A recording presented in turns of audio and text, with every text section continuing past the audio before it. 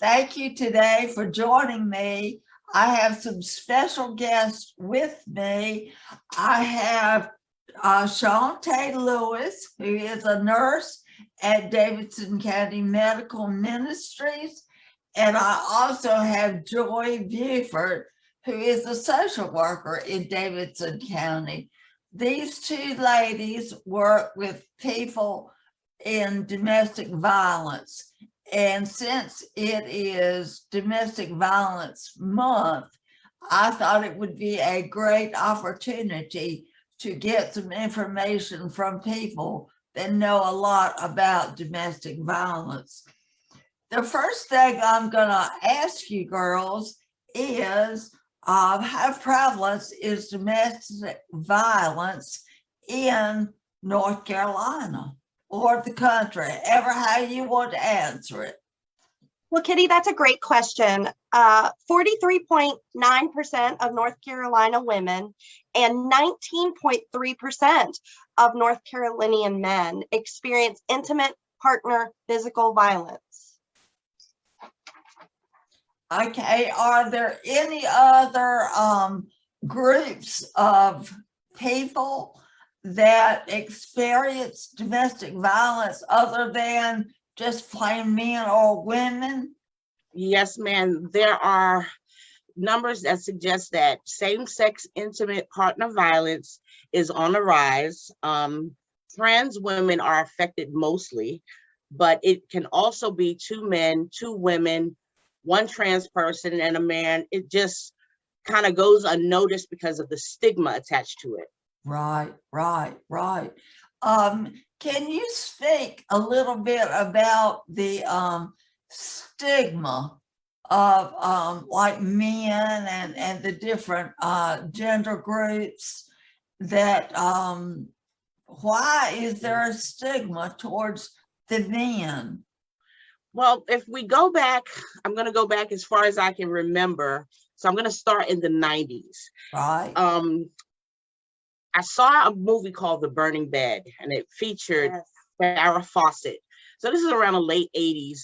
So around the 1990s, what would happen is if a person called, let's say it's a woman, and she called and she was complaining about abuse, the police would show up, and depending on how she looked, how many bruises she had, were there any broken bones, they would look for the signs of the abuse and then minimize it if, let's say, they got there and she didn't have a black eye. Or if they're married, that even adds more to the scenario. So in saying that, police would show up, pull them aside, see if she's bearing any physical signs, and do you want to go to the hospital? No? Okay, y'all just stay separate. You go your way, blow off some steam, and let her go her way. And there were several deaths that resulted as a result of that minimizing. So if it's 2 men, it's kind of awkward. You know, you don't know what's going to happen when the police get there. You don't know if they're going to laugh at you. Are they going to humiliate you? So people kind of suffer in silence when this happens. Okay, that's very interesting. Very interesting. Can you relate domestic violence and brain injury? I have a friend that works on the national hotline, and she tells me that the people are calling all the time. And I know that we are actually working on brain injury and domestic violence within our own association. And do y'all see things like that much? So in our clinic, we are more primary care based. So we see more of the chronic side versus the acute side of that part of it. But it's absolutely related, Kitty, because once it gets physical, you're talking concussions, you're talking pushing, shoving, or significant bruising, or if there's firearms included, which depending on any of the injuries that happen, you know, concussions can only happen so many times before that suffers permanent damage. So depending on when it changes from the emotional to the physical abuse of the violence, absolutely they are correlated. That's what I thought, but I'd like to hear people that actually work in domestic violence be able to tell me, yes, you know, what I thought was true is really true. Are there any particular signs that we can know that somebody is being violated, or will they, are people usually open to tell about, you know, if somebody is really hurting me, or are they more timid and less vocal, or are there things that we can see? Okay. Well, I'm glad you asked, Miss Kitty. If you would allow me to, I'll break down the cycle. Now, please don't hold me to it, because different disciplines may have more criteria added into their cycle, but the cycle as a social worker that I follow has 3 stages. So your first stage is that tension building stage. That's when the victim is kind of on edge, walking on eggshells. She doesn't want to make him angry. She's trying to do everything right. And you may see some what they call passive aggression, where it might not be a punch or a slap, but it's like a brush, like a push or bumping into her. So that's your first stage.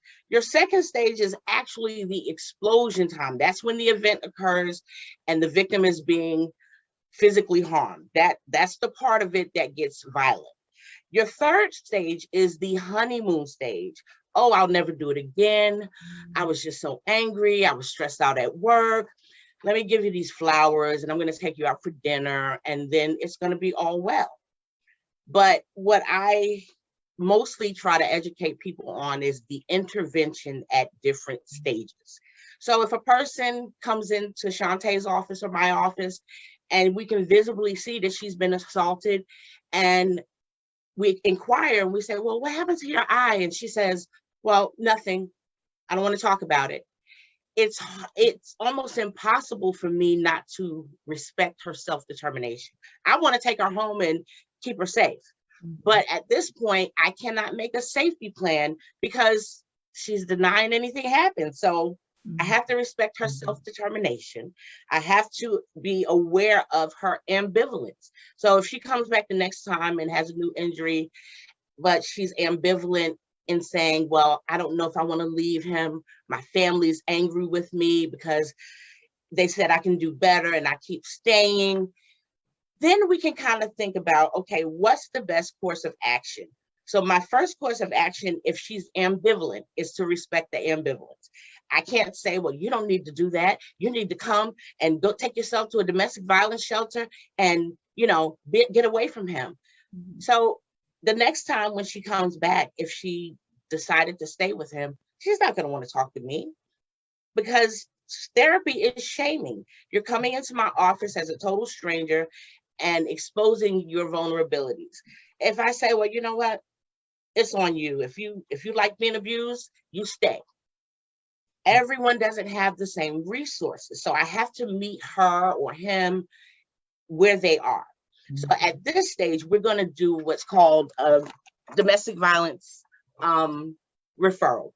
And the way it works now in Davidson County is, if a person wants to flee the relationship and she says, okay, I'm ready to go to the shelter, she has to go to the police department first. I would give a call to let them know she's coming, and then she would have to follow them to the shelter, because it's supposed to blend.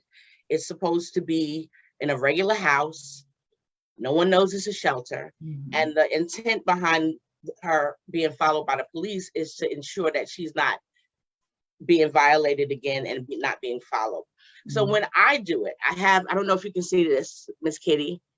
it's a lipstick case. Yeah. So if he's controlling and goes through your phone and goes through your bag, because it's all about power and control, and he's paranoid that you're cheating on him, I put a resource about a shelter inside of a lipstick case. So I can discreetly give this to the patient and they can find a way to get to the shelter or to flee the relationship. That is so neat. So do you give these out to each person if Now, they get to that point? We have had, I have to share this experience with you. We have had a couple come in and the patient was the husband. The girlfriend, significant other, came and asked me if I could IVC him, involuntarily commit him because of a mental illness. So in that case, I just got her, Frank and I got her away from him, got her purse, and she was able to flee that way. And before she left, I put this in her hands. So yeah. So it can be done discreetly because some partners are so controlling. The partner, they can't even use the bathroom and have privacy because of that power and control dynamic. Yes, ma'am. Good grief. Is there any way to detect these tendencies before you really get involved in a situation with another person? Okay, so if they don't self-report and don't acknowledge the abuse, at this stage, the only thing I can do is do the referral. Once that happens, and let's say she's ambivalent and doesn't know if she wants to leave or not. So I start to assess her support system. I start saying, well, can we come up with a safety plan? Can we hide a phone somewhere that you can get access to? I have what they call a go bag. It has all my important papers in there. For a parent that's, a young mother, I say put diapers and formula in there, put it somewhere safe. Is there a friend's house that you can go to and just kind of hide out for a couple of days? So I have to start assessing what her resources look like, because I think a person can do anything they want to do, but only if they have the right support. So supporting her, whether she's ambivalent or whether she's ready to leave, which is the most dangerous time for a victim of domestic violence, is when she tries to flee. So there are programs like Greyhound will, through I want to say it's through Travelers, AAA, they will pay for a bus ticket for a victim and their children one way to any city that they go to. So that's another resource that I try to use if the patient is ready to leave at that time. That's very encouraging and also very knowledgeable, to learn of kind of ways that y'all can intervene with people that are experiencing this kind of domestic violence. Is there anything that the general public can do? Can we, is there a way that we can detect that someone might be experiencing domestic violence unless they tell us? Physical, I know. signs. I would say that when someone is trying to be very controlling, if it's somebody in your immediate circle, they stop doing more social activities, you see them with signs of being hurt, constant bruises, constant headaches, wearing their sunglasses a lot, but very secluding to themselves, or having to constantly ask permission from their significant other, and just being there to listen. I feel, because as Joy mentioned, the shaming is real. Yeah. And a lot of people just feel like they can't talk to anybody, or that there's no help out there. So it sounds like to me that people just need somebody to listen to them.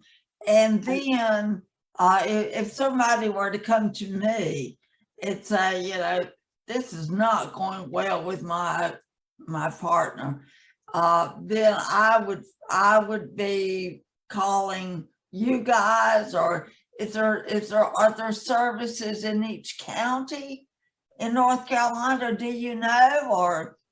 So there is a national domestic violence hotline that is nationally. There's a website and a phone number, but every county has other resources located to them. But I can give you the national hotline. Okay, please do. 1-800-799, and it's SAFE, which is 7233. Okay. And Miss Kitty, may I add this last part that I failed to mention? Yes. Is if you encounter a person who is kind of like, let's say, just, oh, well, he hits me, but we make up and it's all good.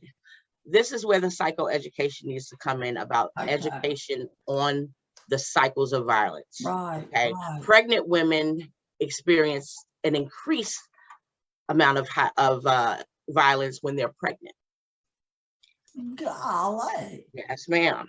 So for a person who's in denial and isn't aware of the stages, that's when that psychoeducation is handy. You start telling them, okay, this is what happens in the tension building stage, then the event, then the honeymoon. So there are all types of interventions, but we have to respect self-determination. Right. Yeah. Right. And that can be hard sometimes, because I want everyone to be safe.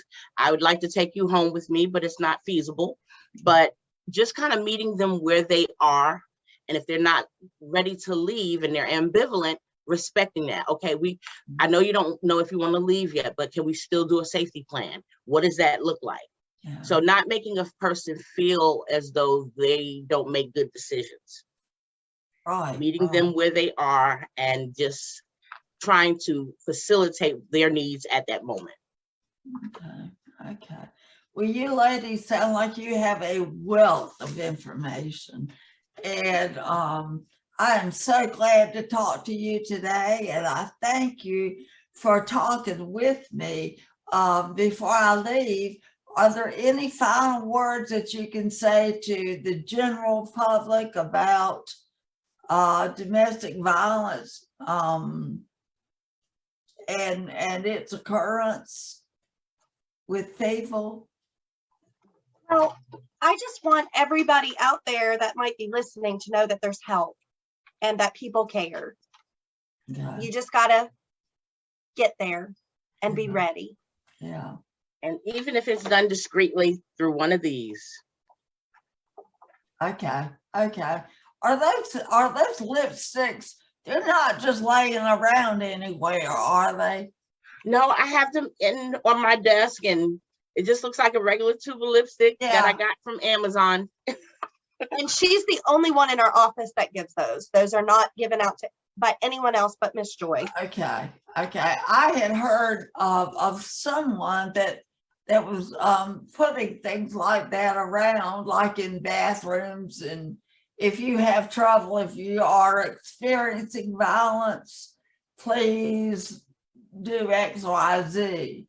Mm-hmm. And that's why I asked about the lipsticks. That's a neat little thing. Thank you. Again, thank you for talking with me. And I will try to get this information out as soon as I can. And so I will stop the recording for now.